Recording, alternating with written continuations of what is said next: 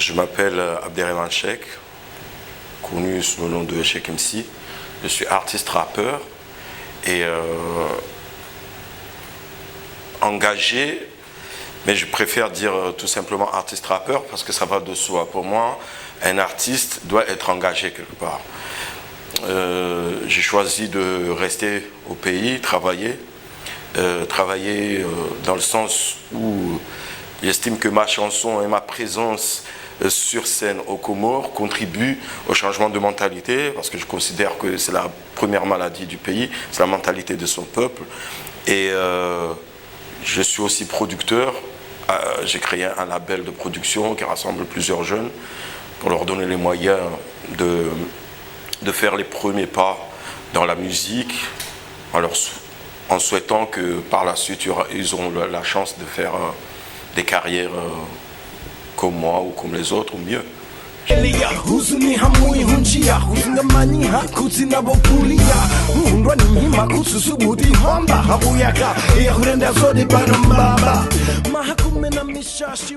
est un peuple très soumis. On est soumis et on est soumis parce que des gens ont voulu qu'on soit comme ça depuis la colonisation, depuis l'esclavage. Et aujourd'hui, c'est devenu, en comorien on dit Mtchéléoméléa, c'est devenu un arme que le politique utilise pour arriver à ses fins. Le Comorien est fataliste aussi et remet tout à Dieu. Les gens qui meurent à l'hôpital El Marouf, à cause de manque d'électricité, à cause de manque d'eau, à cause des bêtises des responsables, on remet ça à Dieu. Si Dieu ne voulait pas qu'il meure, il ne mourrait pas. Et en ce cas, quand on réfléchit bien, pourquoi on a un hôpital? Pourquoi on ne reste pas là en attendant que Dieu choisisse de nous laisser en vie ou de nous prendre quand il veut? Donc, et le Comorien nombriliste, il ne voit pas le monde. C'est pour ça que le Comorien accepte tout. On accepte l'inacceptable. Moi, j'ai la chance, je suis né ici, j'ai grandi ici, je vis toujours ici, mais j'ai la chance d'avoir une deuxième culture qui est la culture hip-hop, qui me permet d'avoir un œil extérieur. Quand je regarde, je suis moi-même choqué de ce que je vis et ce que j'accepte de vivre. Je pense que 2015, sans électricité, c'est inacceptable. Parce que ça veut dire qu'on nous empêche d'entreprendre. On nous empêche même de rêver. Même le rêve, il a besoin d'électricité. Comment on peut rêver de créer la suite de Wi-Fi si on n'a pas de l'électricité? On peut être le plus intelligent du monde, mais en étant dans ce pays, on est un peu bloqué. Je pense que on ne pense pas à ces enfants, de ces jeunes qui ont choisi, au lieu de faire comme les autres et de mettre des bandeaux sur la tête avec des couleurs, changer les couleurs et suivre là où il y a de l'argent, ceux qui ont refusé la corruption, qui ont investi dans une menuiserie, qui font de la soudure ou qui font de la mécanique, qui travaillent pour leurs enfants, pour l'éducation de leurs enfants. Et que le gouvernement décide, parce que je pense que c'est une question de volonté, décide de leur enlever ça.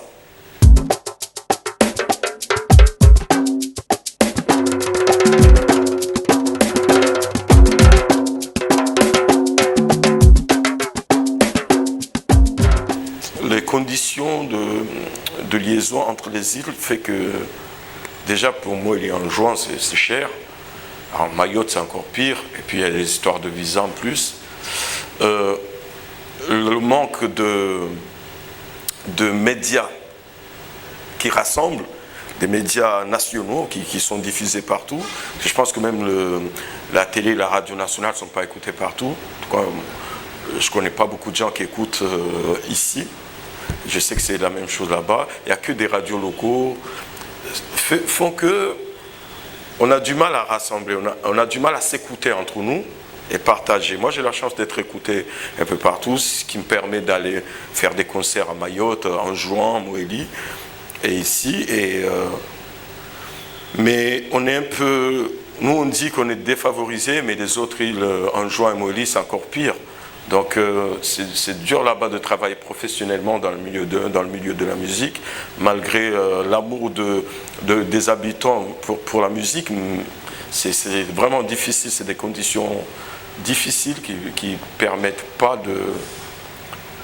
nous permettent pas d'échanger parce que le niveau il est déjà différent. Le niveau technique, je veux dire, la qualité elle est différente.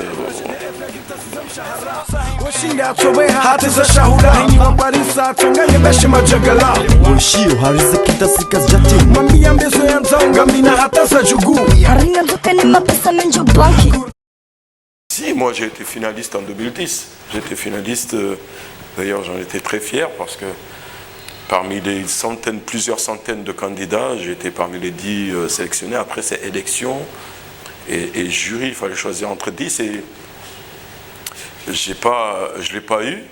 C'est vrai qu'on n'essaie pas beaucoup. Moi, je pense qu'on n'est pas, on est un peu, comme je l'ai dit, nombriliste. On n'a pas cette envie d'aller loin. Moi, j'essaie, mais je vois qu'autour de moi, les gens, l'Alcamar suffit. On ne rêve pas de plus. Et moi, j'étais à Paris, j'ai vu une pub, je me suis inscrit comme ça, sans réfléchir, sans me prendre la tête sur les choses à présenter. J'ai pris vraiment ce qu'il y avait dans l'ordinateur en ce moment-là. J'ai présenté, j'étais finaliste. J'étais bien diffusé. Et depuis là, RFI m'accueille à chaque fois que je passe par la France. Je fais des directs sur Couleur Tropicale, l'émission la plus écoutée en Afrique. Et il y a aussi des artistes comme Chebli, enfin, ceux qui sont en France, ils ont plus d'ouverture. Mais oui, en général, les artistes comoriens ne se prennent pas la tête pour ces choses-là. Même dans les prix de l'océan Indien.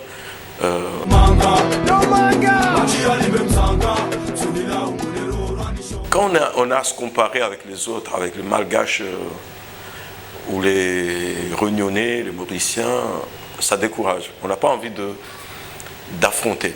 On n'a pas envie de se mettre en concurrence avec ces gens-là. Quand on voit les moyens qu'on leur donne, moi j'ai eu la chance de faire tout l'océan Indien, de rencontrer des artistes, de voir comment les gens travaillent. C'est vrai que ça n'encourage pas. Bon, je ne suis pas dans cet état d'esprit-là, moi, mais je comprends ceux qui n'ont pas envie de se battre. On est vraiment loin.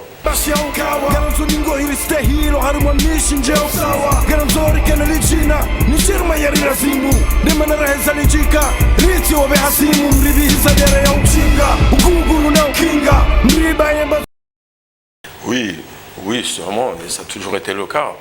Depuis, quand on écoute les chansons, les premières chansons des années 50, 60, peut-être qu'ils n'avaient pas la même liberté que nous, mais on a toujours été présents. Et là c'était même pas je pense pas que c'était seulement le côté artiste. C'était que les gens en ont marre et ils ont du mal à bouger, on est comme ça.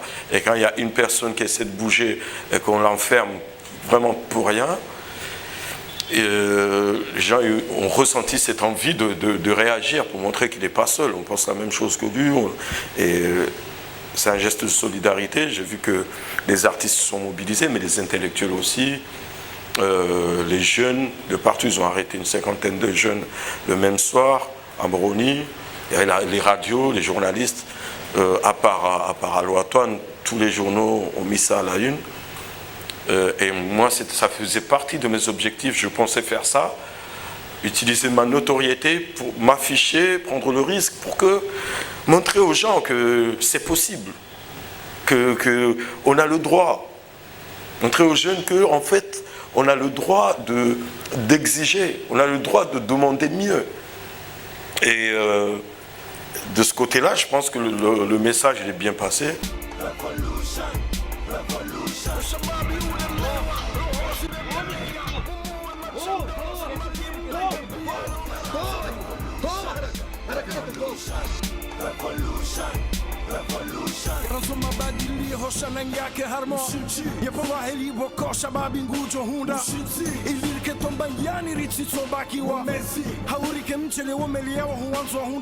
Au-delà de la musique, j'ai animé pas mal de conférences. Bon, ici c'est plus difficile, je le fais plus en France, je l'ai fait à La Réunion, je l'ai fait en France, non, aux Seychelles. Et ça me permet de parler avec les gens, pas seulement pour parler, mais pour écouter aussi. Cet échange est important. Mais surtout, je pense que c'est le Facebook et les réseaux sociaux, en général, nous permettent de créer un lien et de découvrir ce que l'autre pense. Parce que nous, quand on est leader d'opinion dans notre pays, on a souvent tendance à parler tout seul. Et c'est ça qui coince les gens. On n'écoute plus. À un moment donné, on n'écoute plus les autres. Et moi, j'écoute plus que je parle. Ça me permet de tisser des liens. Il y a des gens que je ne connais pas, mais je ne connais pas physiquement, mais on est très proches grâce à ce lien, à un poste que j'ai fait et qui ont adhéré, ou un débat que j'ai créé. Un débat que j'ai créé qui fait que, parce que j'ai une manière de parler qui est un peu libérée quand même, donc je peux dire des choses que les autres n'osent pas dire. Ça permet à ces gens de se mettre derrière moi et de soutenir le message. Après, il y a des gens qui ne sont pas d'accord et je les comprends très bien, mais j'essaie de partager au maximum de partout où je passe, d'envoyer le message, même dans le concert entre deux chansons, envoyer un message pour dire que nous, on peut parler différemment. On ne peut pas tous avoir un discours de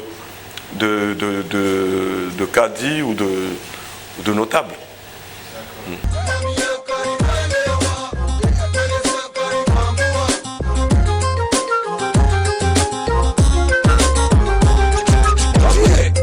On est prêt à se faire pendre, rouler jusqu'à devenir cendre, se faire descendre le de se rendre. Ce qui manque à cette jeunesse, c'est l'espoir.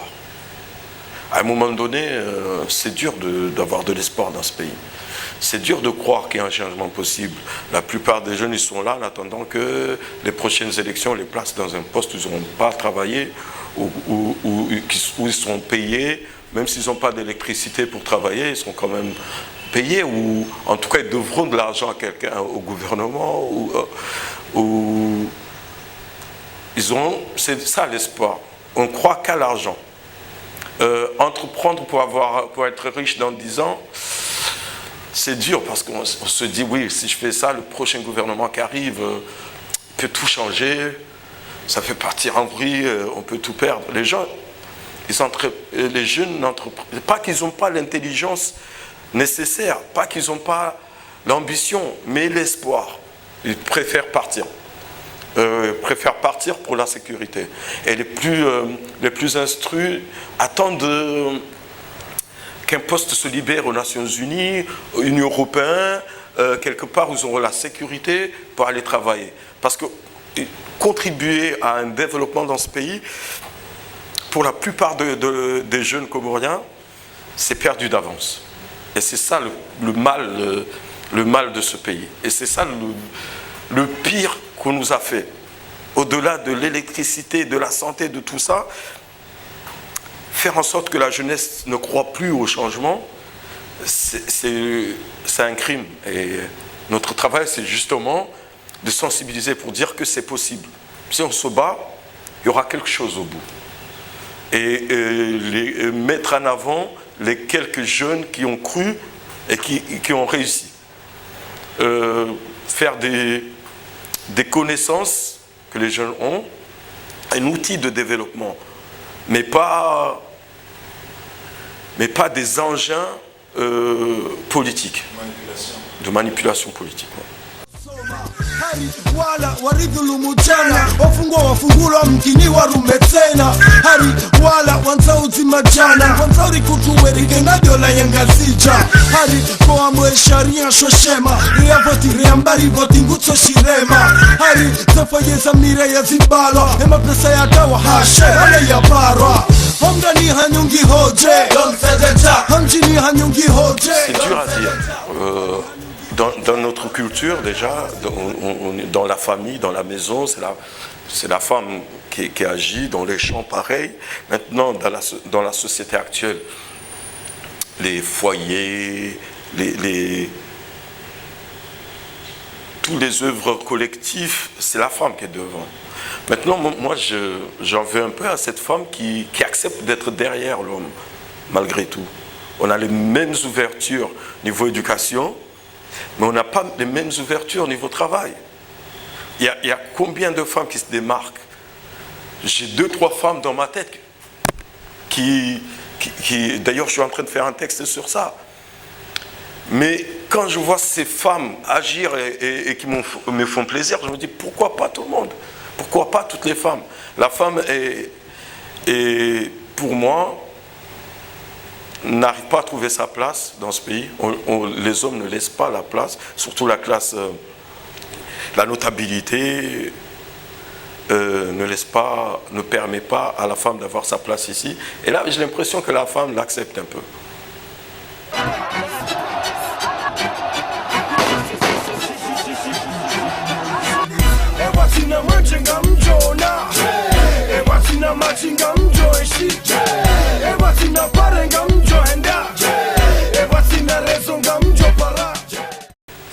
En tout cas, ils ont brouillé toutes les logiques. On fait des élections, on a une constitution, mais eux, ils passent au-dessus. Et la notabilité, par exemple, l'immunité du président, ça ne compte pas pour la notabilité. D'ailleurs, Ekilido a été sanctionné par la notabilité. Chose que la justice ne peut pas faire. Donc, à un moment donné, quand on est un peu fou comme moi, on se pose des questions, on se dit, mais en fait, la justice, ça sert à quoi? Quand la notabilité peut juger dans le village un pédophile pour empêcher à la justice de le faire. Allez compter combien il y a de notables en prison. Je ne sais pas s'il y en a, ça m'étonnerait. Parce qu'il y aura toute la notabilité qui descendra à la justice. Et vu qu'ils sont au-dessus du président, il n'y a personne qui ne peut rien faire. À un moment, il faut reconnaître qu'on a deux systèmes qui se brouillent. Il faut que cette notabilité trouve sa place. Moi, je n'ai jamais été d'accord pour leur valorisation.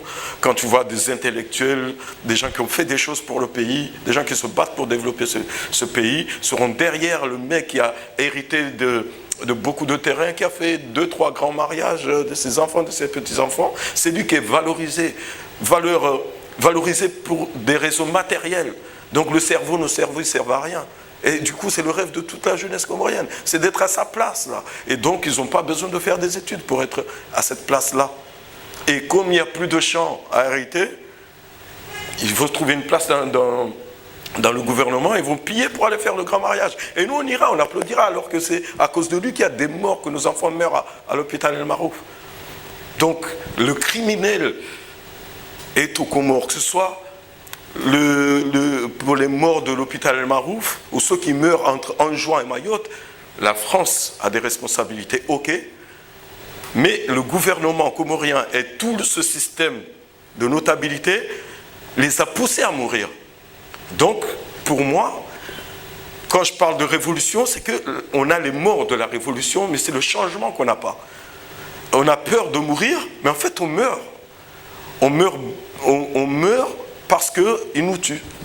Et c'est tout un système, que ce soit les notables, les intellectuels qui s'adaptent. Parce que ça, pour moi, c'est les plus grands ennemis de ce pays. Ces gens super instruits, et on en trouve dans la politique, il n'y en a pas beaucoup. Mais il y en a quand même, très cultivés, qui connaissent, qui maîtrisent comment le monde a été fait et comment les pays ont été développés. Mais qui se disent, au lieu de se battre pendant 20 ans pour changer les mentalités, comme ont essayé de faire d'autres, hein, parce qu'il faut rendre hommage à des gens comme le FD, le Moussouman Numeni, tout ça, les révolutionnaires qui ont cru en quelque chose et qui se sont battus. Bon, ils ont lâché au mauvais moment, parce que je pensais qu'ils n'étaient pas loin.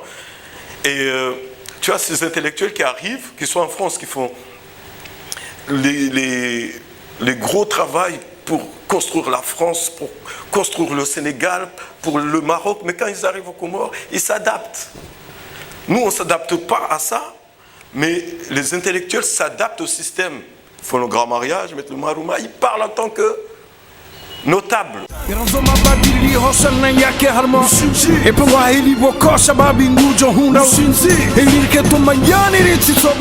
qui va changer ça si ce n'est pas l'intellectuel?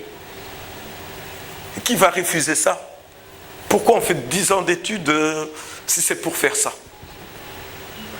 Moi, je ne dis pas qu'ils ne doivent pas faire le grand mariage, quoi.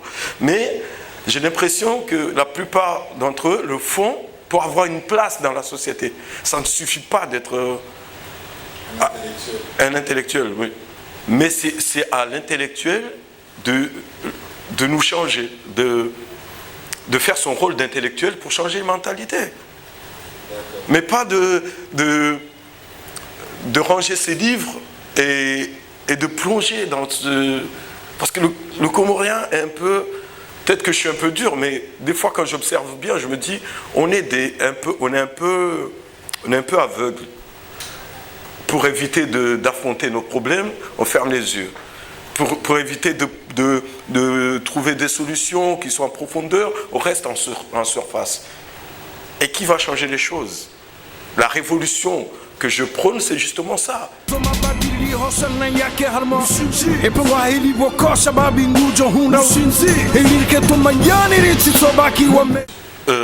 Cette révolution peut pas être comme la révolution de la Tunisie, par exemple.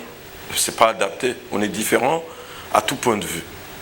C'est Mohamed Cheikh le disait souvent. Pour moi, la révolution passera par l'unité d'une jeunesse qui réfléchit, une jeunesse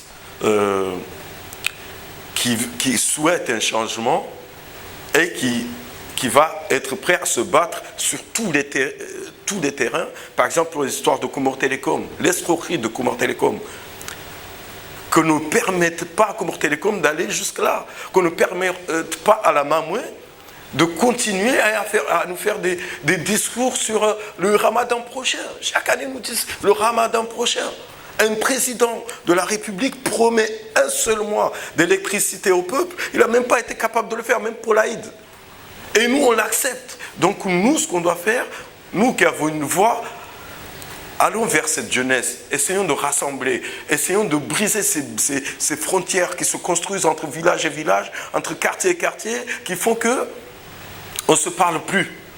Chacun se bat pour le foyer du quartier, pour la grande mosquée du quartier, et on élimine toutes les bases. Donc, pour moi, le changement qu'on doit faire doit passer par la rue.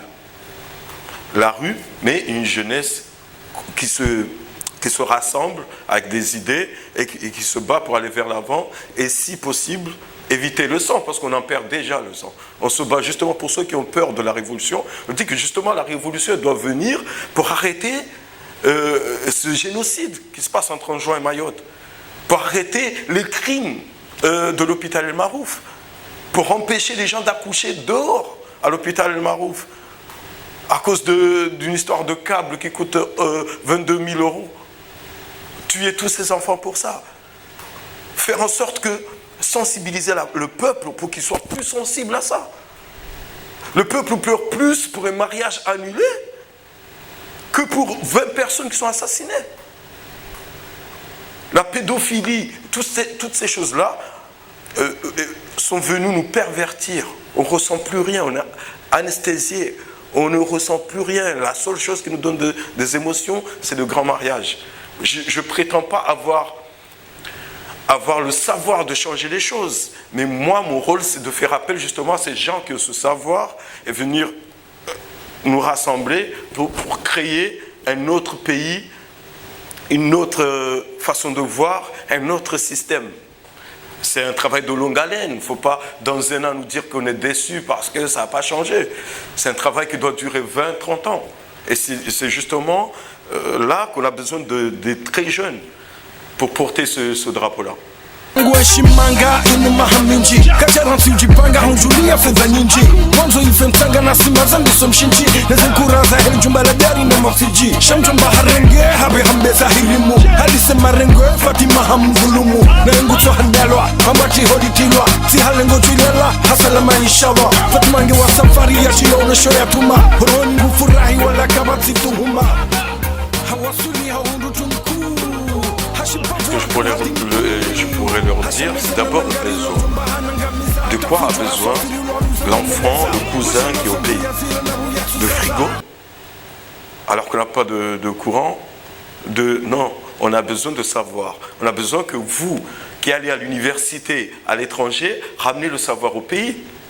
Ou restez prendre de l'expérience pour faire profiter le pays plus tard. S'il vous plaît, quand vous avez des diplômes, faites partager. N'allez pas travailler à un endroit où on n'a pas besoin de cette expérience-là. Un guichet d'hôtel, ou une cuisine d'hôtel, ou une boutique. Ramenez-nous ce savoir-là dans les villages. Pas seulement les grosses voitures. Ramenez-nous l'évolution la culture que vous pouvez avoir au Sénégal, en France, en Égypte. C'est des grands pays de savoir. Ne venez pas qu'avec des voitures, venez avec du savoir parce qu'on en a besoin. C'est ce qui nous manque le plus ici. Donc c'est déjà le principal. Et puis, rentrer au pays, il y en a qui disent que c'est un sacrifice, mais non, il y en a même qui disent que c'est un suicide. Je profite ici pour les répondre. Allez, suicide collectif, c'est comme ça qu'ils l'appellent. Nous, on n'est pas des suicidaires, nous qui avons choisi de rester. Et on vit, je ne sais pas si je vis mieux, mais j'ai eu l'occasion d'aller souvent, par exemple en France, et je ne sais pas s'ils vivent mieux que nous. Je ne sais pas s'ils ont un avenir mieux tracé que nous. Parce que nous, on construit. On a un champ et on est en train de cultiver ce que nous voulons. Ce n'est pas ce qui est offert à tout le monde à l'étranger. Donc, quand tu veux rentrer, ben rentre. Et ce n'est pas un suicide, c'est pas vrai. Sinon, on ne serait pas là, on serait tous partis.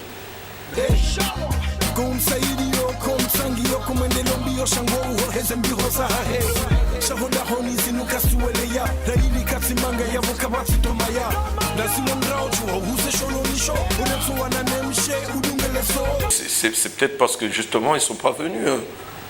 Parce que c'est lui qui est venu. Lui, il avait le choix. Et lui, il est venu. D'autres ont choisi de rester. Je ne suis pas contre ceux qui restent pour travailler, avoir une expérience qui pourront faire profiter le pays plus tard. Parce qu'on en a besoin aussi. Mais peut-être que la place est laissée à ces gens-là. Et ceux qui viennent, parce qu'il y en a qui rentrent, se mettre derrière ces gens-là. Si Mamadou dirige, c'est parce qu'on l'a permis, en quelque sorte. C'est parce qu'on l'a permis de diriger. C'est pour ça qu'il faut se rassembler. Il faut arrêter de voir petit, de voir Mamadou.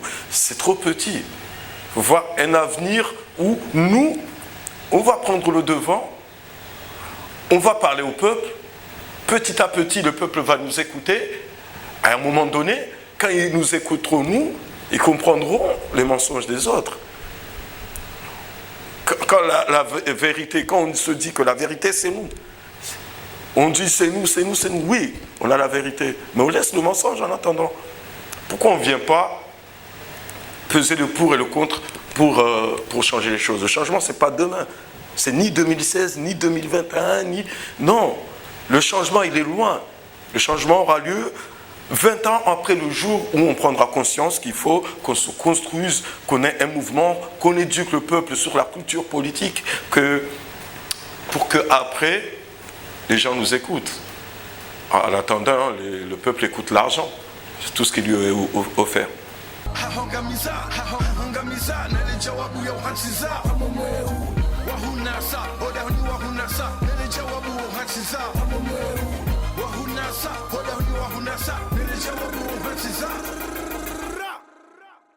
Moi, je commencerai par la santé. Moi, je suis un père de 2 enfants et je flippe tous les jours pour ça.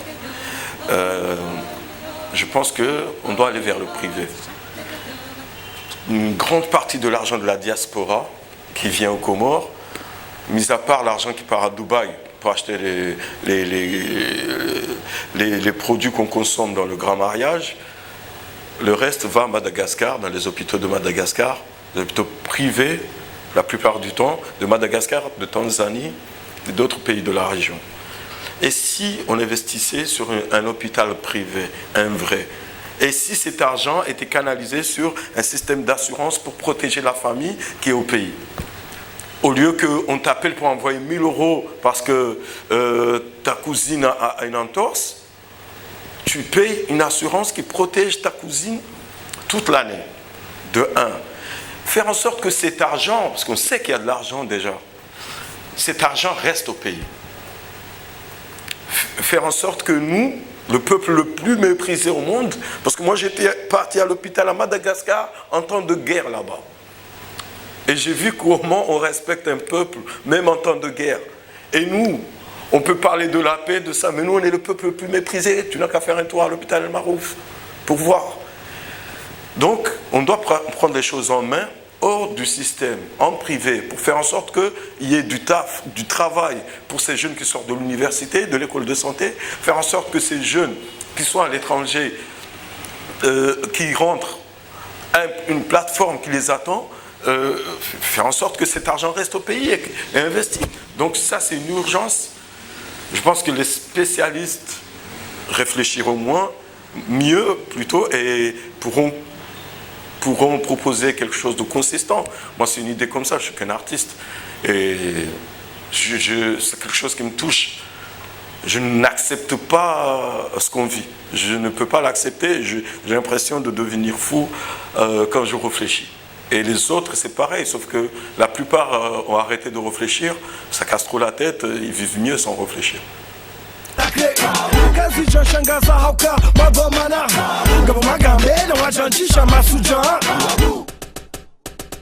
Bwana ansajimba parake abo mkamziani.